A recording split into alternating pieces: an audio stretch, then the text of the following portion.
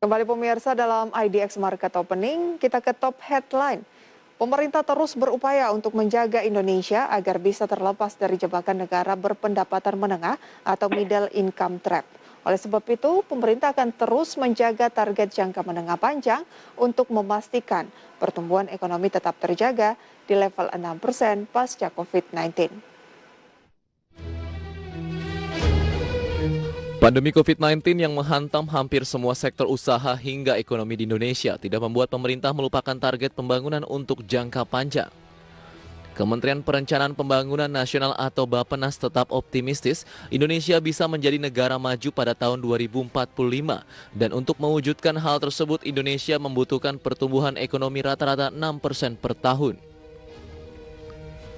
Deputi Bidang Kemaritiman dan Sumber Daya Alam Kementerian PPN Bappenas Arifin Rudianto dalam webinar ESG Capital Market Summit 2021 menjelaskan pembangunan berkelanjutan akan memberikan fondasi kokoh untuk Indonesia lepas dari middle income trap. Hal ini dilakukan dengan tetap menjaga transformasi ekonomi melalui RPJMN 2020 hingga 2024 yang selaras dengan tujuan pembangunan berkelanjutan. Bappenas berharap perekonomian dapat berangsur pulih dan reformasi struktural akan terus dipercepat.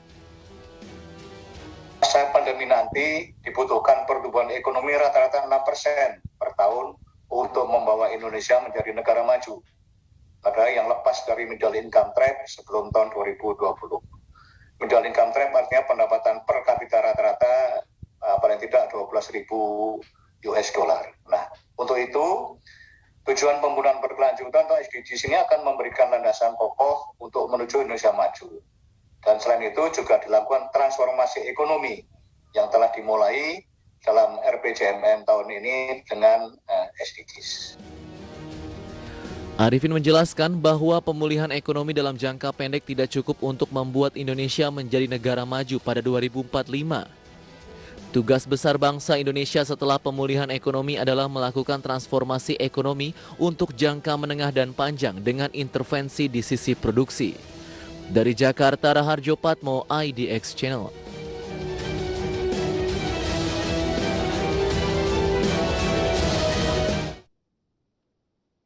Dan pemirsa, demikian sejumlah sentimen baik dari global maupun dari dalam negeri. Dan pada pagi hari ini kami akan berbincang melalui Zoom bersama dengan Pak Rifan Kurniawan, Indonesia Value Investor, Direktur PT Indovesta Utama Mandiri.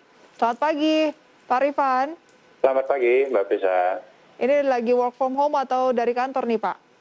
Saat ini lagi work from home. Oke, mengikuti anjuran pemerintah ya Pak Rifan ya. Terima kasih banyak untuk waktunya pada pagi hari ini dan kita akan langsung mengulas peluang dari indeks harga saham gabungan. Kalau tadi kami mengangkat top headline mengenai middle income trap sebenarnya masih menjadi persoalan dari Indonesia dari beberapa waktu yang lalu gitu ya. Kira-kira sejauh mana ini akan menghambat pertumbuhan dari ekonomi Indonesia? Oke, jadi kalau kita bicara Indonesia yang saat ini kembali masuk ke dalam negara berpenghasilan menengah ke bawah, ya ini lebih karena pertama karena pandemi COVID-19, tapi ada faktor yang kedua juga yaitu dari faktor industrialisasi. Nah, jadi faktor industrialisasi ini yang mungkin juga perlu digenjot oleh pemerintah ya supaya Indonesia bisa terkeluar dari middle income trap. Ya, jadi kayak kalau kita lihat kayak negara-negara tetangga gitu ya, seperti misalkan nggak usah jauh-jauh, misalkan kayak Malaysia, industrialisasinya sudah lebih berkembang lah. Ya, sementara Indonesia kalau menurut saya ini belum ada blueprint yang jelas, ya jadi memang perlu digenjot ke depannya gitu. Oke, tapi tidak akan terlalu menghambat gitu ya, dan Anda melihat peluangnya saat ini seperti apa sih? Apakah ada perbaikan atau karena pandemi malah semakin melemah untuk middle income trap-nya malah semakin lebar gitu? Oke, jadi kalau kita berkaca dari pertumbuhan ekonomi kita kan mayoritas masih disumbangkan oleh konsumsi rumah tangga. Ya, jadi kalau dibilang pengaruh ada ya pasti ada, cuman rasanya nggak akan terlalu signifikan.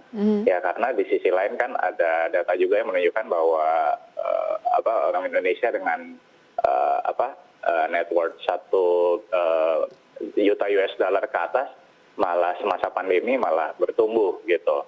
Nah, jadi yang memang apa namanya, kalau saya lihat ke depannya ya pasti akan balik lagi lah, ya, karena kan juga pemerintah terus berupaya untuk membantu lah supaya tingkat pengangguran makin turun dan segala macam. Cuman 2 poin tadi sih yang harus diperhatikan.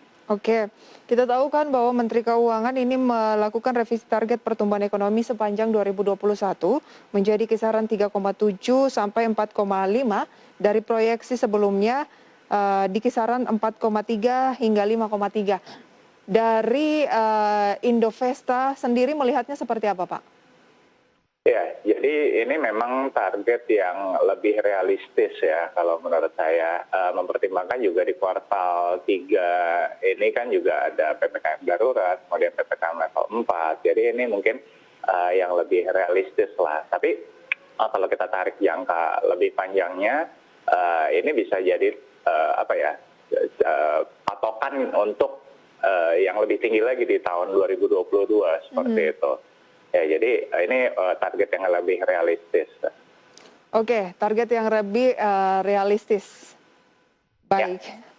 Kalau melihat dari Indonesia dengan target yang lebih realistis ini, maka pergerakan dari harga sahamnya akan seperti apa, khususnya indeks harga saham gabungan? Karena dengan Pak Rifan ini kita lebih berbicara mengenai fundamental, Pak ya.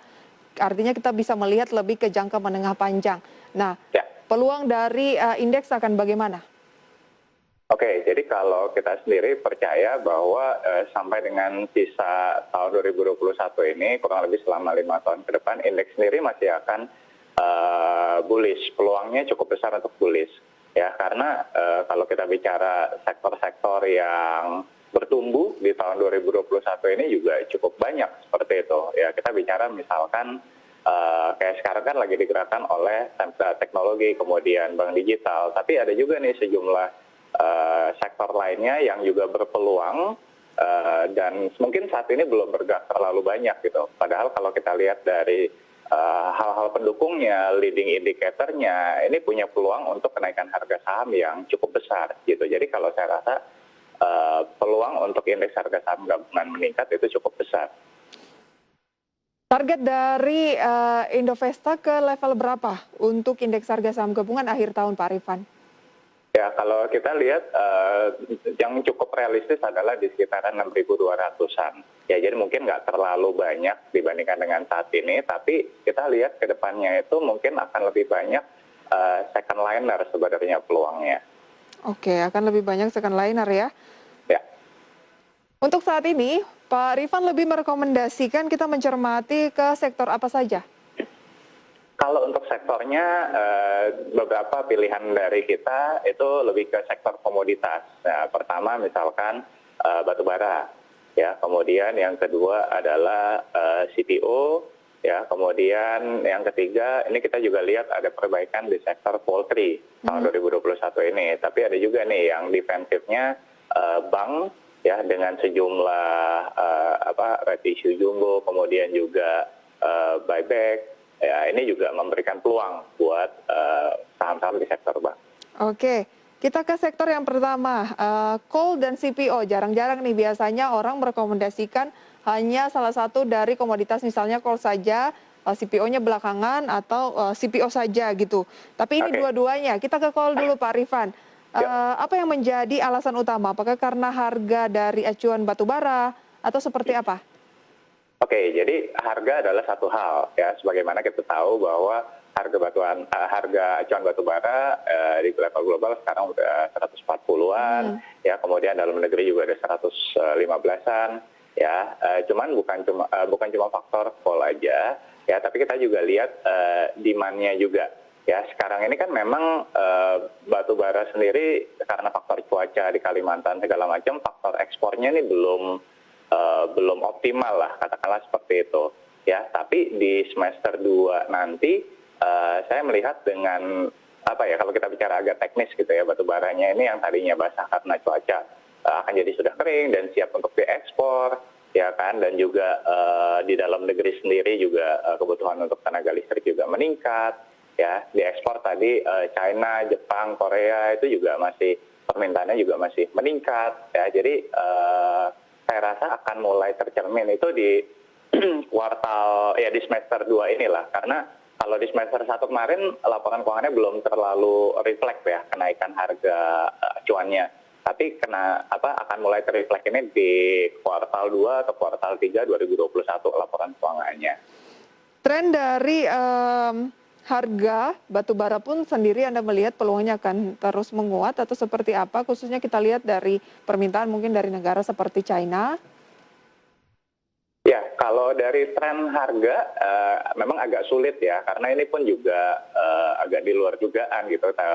Kita memperkirakan kemarin itu harga acuan itu akan di sekitar 110 sampai 120 ya, tapi sekarang ternyata sudah lewat dari 140 seperti itu. Nah, kalau kita lihat ke depannya sih mungkin akan ada sedikit normalisasi lah ya dari sisi harga acuannya sendiri. Tapi meskipun let's say misalkan ke depan harga acuannya kembali let's say ke 110 atau 120 itu pun sudah jauh lebih baik sebenarnya ketimbang tahun lalu, di mana kita lihat kan tahun lalu sempat di $50 gitu. Tapi yang menjadi concern saya sebenarnya lebih ke demand-nya tadi ya, di mana kalau kita tahu 2020 kan China menutup ruang untuk impornya. Nah, tahun 2021 ini kan mulai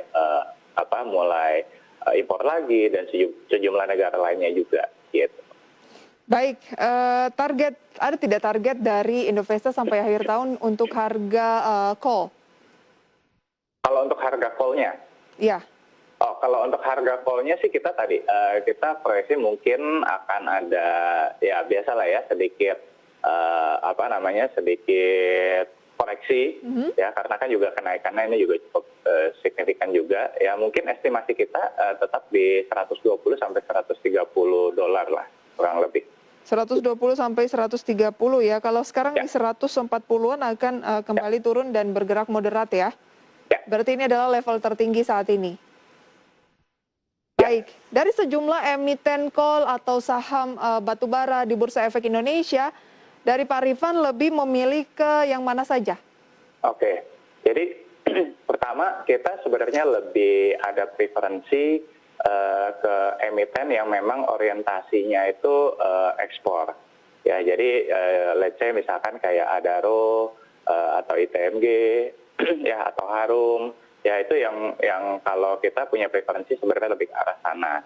Tapi juga tidak menutup kemungkinan, let's say seperti PTBA yang mayoritas adalah ke domestik. Karena tadi yang seperti saya sampaikan, di dalam negeri pun kebutuhan untuk tenaga listrik juga masih besar sekali gitu. Cuman kita lihat faktor driver yang lebih utama seperti itu ya, itu memang ke arah ekspor. Kalau saya lihat seperti itu.